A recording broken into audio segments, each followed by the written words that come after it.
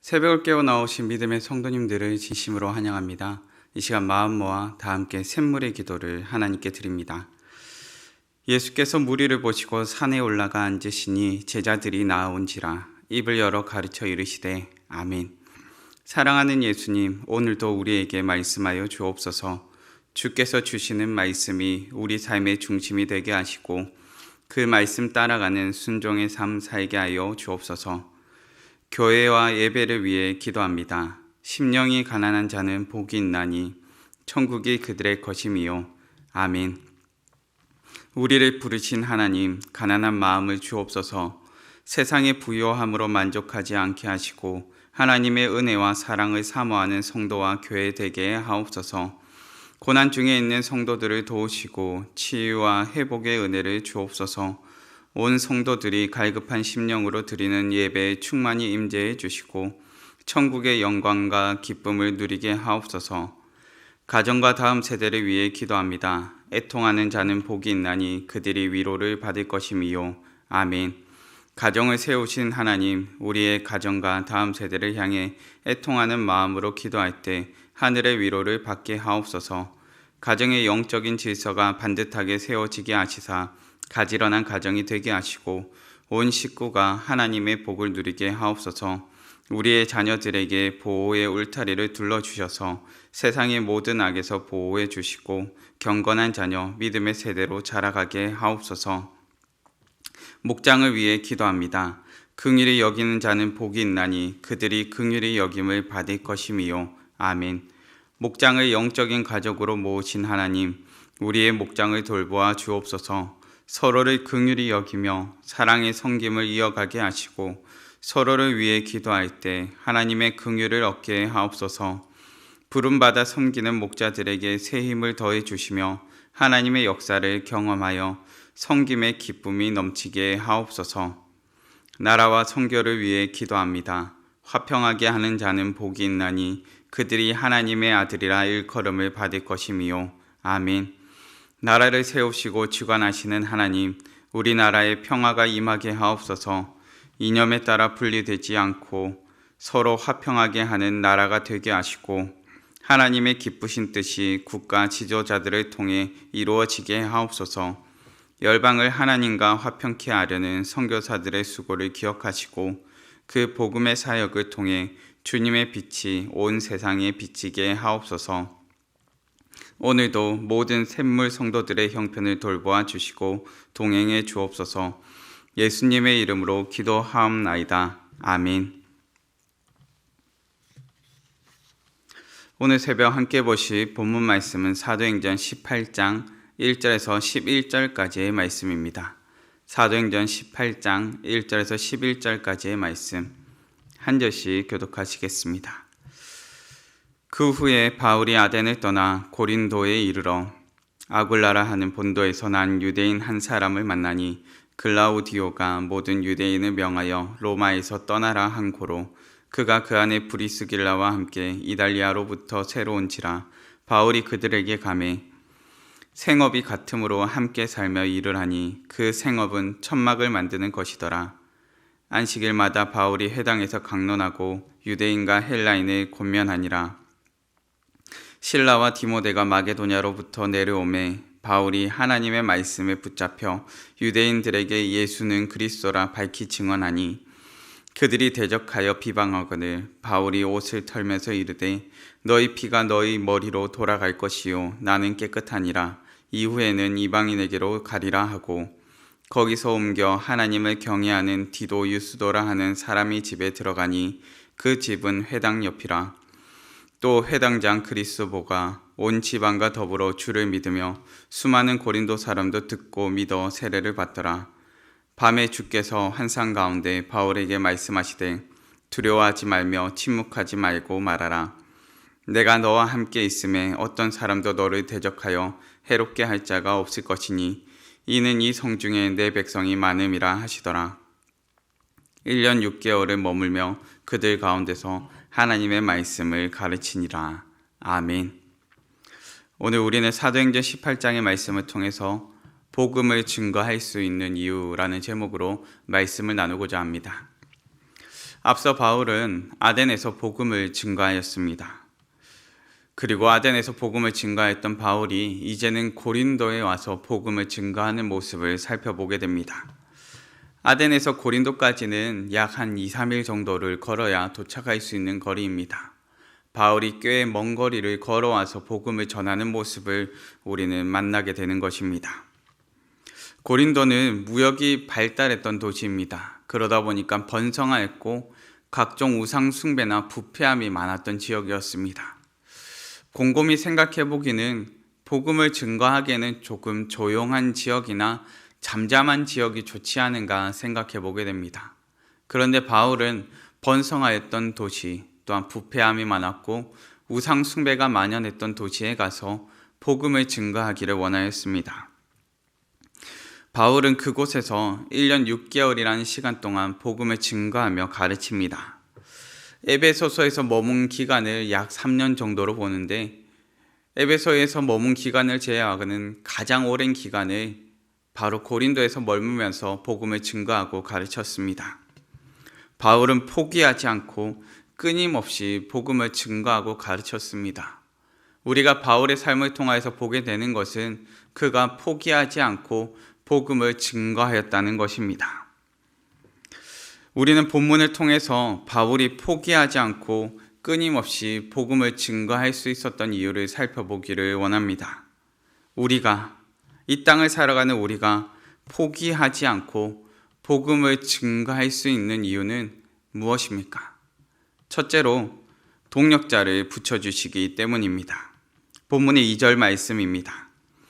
아굴라라 하는 본도에서 난 유대인 한 사람을 만나니 글라우디오가 모든 유대인을 명하여 로마에서 떠나라 한 고로 그가 그 안에 브리스길라와 함께 이달리아로부터 새로 온지라 바울이 그들에게 감해해.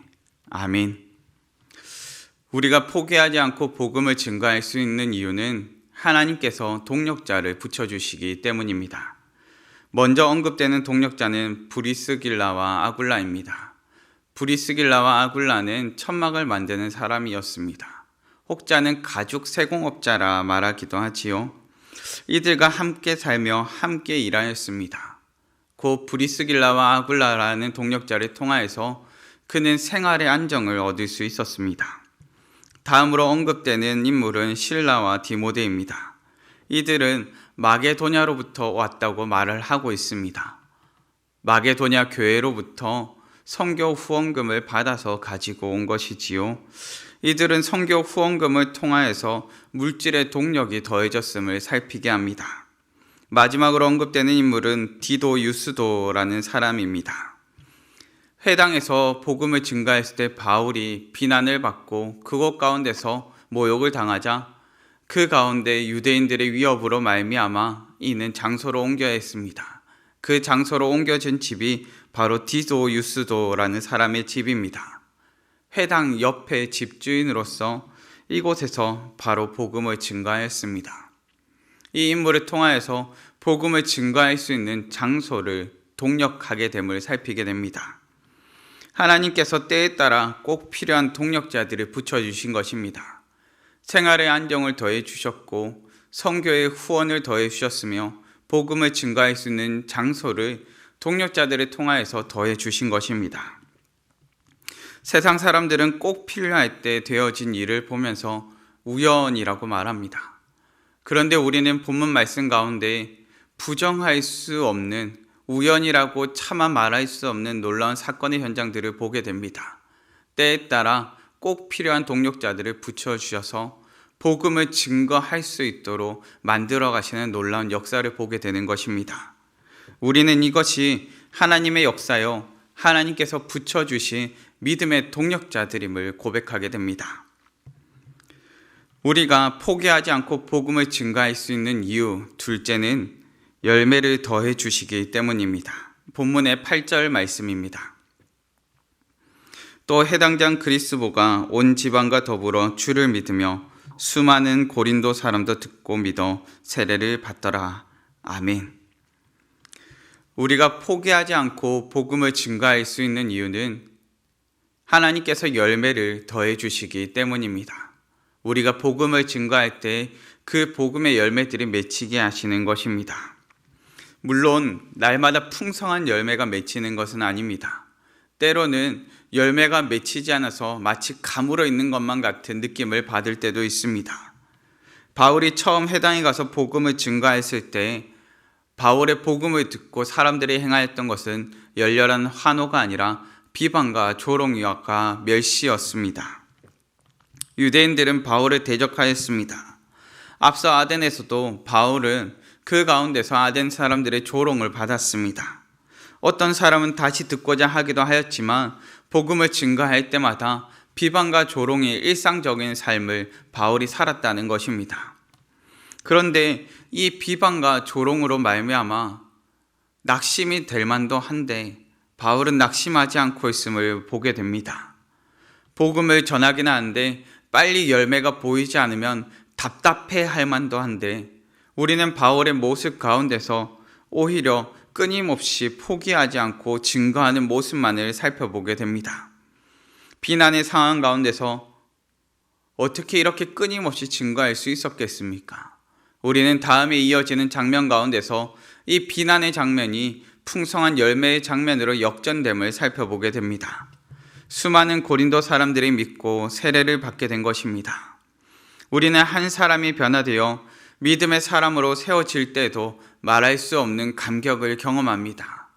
믿음의 사람으로 살아나는 경험을 할 때 우리는 복음을 증거하지 않고는 우리가 살 수 없다는 사실을 깨닫게 됩니다. 하물며 수많은 사람들이 믿고 변화되는 경험은 어떻겠습니까? 믿음으로 복음을 증거할 때 하나님께서 열매를 더해 주십니다. 포기하지 않고 끝까지 복음을 증거할 때 하나님께서는 그 가운데 열매가 더해짐을 경험케 하시는 것입니다.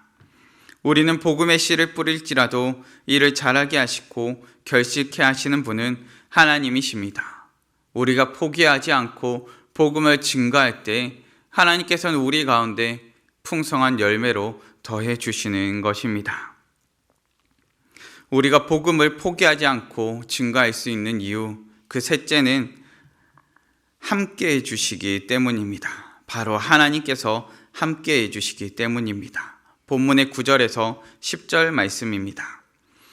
밤에 주께서 환상 가운데 바울에게 말씀하시되 두려워하지 말며 침묵하지 말고 말하라. 내가 너와 함께 있음에 어떤 사람도 너를 대적하여 해롭게 할 자가 없을 것이니 이는 이 성중에 내 백성이 많음이라 하시더라. 아멘. 하나님께서 우리와 함께 해주시기 때문에 우리는 복음을 끊임없이 포기하지 않고 증거할 수 있습니다. 하나님께서 바울에게 말씀하십니다. 두려워하지 말며 침묵하지 말고 말하라. 그런데 이 두려워하지 말고 침묵하지 말고 말하라 라는 표현을 새번역 성경에서는 이와 같이 번역하고 있습니다. 무서워하지 말아라. 잠자코 있지 말고 끊임없이 말하여라. 아멘. 하나님께서 잠자코 있지 말고 끊임없이 말하여라 라고 말하는 것은 무엇입니까? 바로 복음입니다. 하나님께서 두려워하지 말고 무서워하지 말고 끊임없이 입을 열어 복음을 증거하라 말씀하십니다. 그 이유가 무엇입니까? 내가 너와 함께 있음에 라고 본문은 기록합니다. 하나님께서 우리와 함께 하시기 때문에 끊임없이 복음을 증거하라는 것입니다. 어린 자녀들은 부모님과 함께 할 때 무한한 용기가 생겨납니다. 청소년의 시기에는 친구들과 함께 할 때 무한한 용기가 생겨나지요. 믿음의 사람들은 하나님과 함께 할 때 무한한 용기가 샘솟듯 솟아나는 것입니다. 우리가 하나님과 함께함을 경험할 때 두려워하지 않고 주눅들지 않고 담대하게 복음을 증거할 수 있는 용기가 생기는 것입니다. 말씀을 정리하겠습니다. 우리가 포기하지 않고 복음을 증거할 수 있는 이유는 무엇입니까? 첫째는 동력자를 붙여주시기 때문입니다. 때에 따라 하나님께서 동력자를 붙여주십니다. 둘째는 열매를 더해주시기 때문입니다. 복음을 증거할 때 하나님께서 열매를 더해주십니다. 셋째는 함께 해주시기 때문입니다. 하나님께서 함께 해주실 때 복음을 증거할 수 있는 용기를 더해 주십니다.